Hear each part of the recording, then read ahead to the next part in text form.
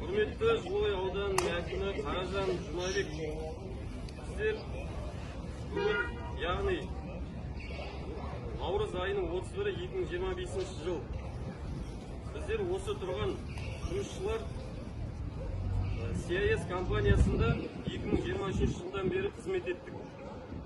2023 жылы біздер CIS Қашағанмен келісімшартқа отырып жұмыс жасадық. Біздің мекемеде ұжымдық келісімшарт жасалды. Ұжымдық келісімшарт бойынша 2025 жылдың қаңтар айында бізге инфляцияға байланысты статистика бюроның көрсеткен инфляция, Қазақстанда инфляцияның көрсеткішіне сәйкес жалақымызды көтереміз деп уәдесін берді. Бұл құжаттың бәрі бізде бар. Ұжымдық келісімшартта бізге 2025 жылдың қаңтарынан бастап көтеріледі деп құжатты түрде бекітті бізге. Енді 2025 жыл келді, бірақ біздің CIS компанияның басшылары біздер әлі есептейміз, қай жұмысшыға қанша жалақы көтеретінімізді бәрін есептейміз. Біздер 2025 жылдың наурыз айында жалақыны көтереміз бе, көтермейміз бе, сол кезде хабарын береміз деп уәдесін берді CIS компанияның басшылары.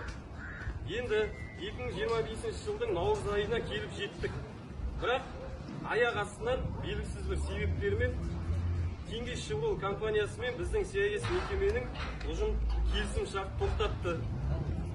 Сөйтті де бізді Карат мекемесіне өткізді. Қазіргі таңда ертең 1 сәуірден бастап біздер Карат мекемесіне өтуіміз керек. Бірақ біздің қолымызда CIS Қашағаннан көтерілмей қалған жалақымыз жөнінде құжатымыз бар заңды түрде. Енді біздің қояр талабымыз, құрметті Жылой ауданының әкімі Қаражан Жұмабек және ТШО басшыларына біздің қояр талабымыз CIS Қашағаннан алынмаған 8,6% инфляцияға байланысты жалақымызды көтеру жөнінде CIS Қашағаннан алынмаған жалақымызды қазіргі біздің сағаттық төленетін ставка ақшамызды көтеріп 8,6%-ға. Карат мекемесі жаңа бізге келісімшарт беруін сұраймыз. Және талап етеміз соны. Және жұмысқа өткен кезде біліктілікке қатысты сынақ алмауын біздер талап етеміз.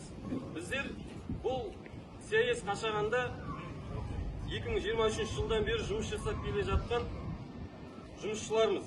Әркім өз ісінің маманы. Бұл талабымызды орындауыңызды сұраймыз.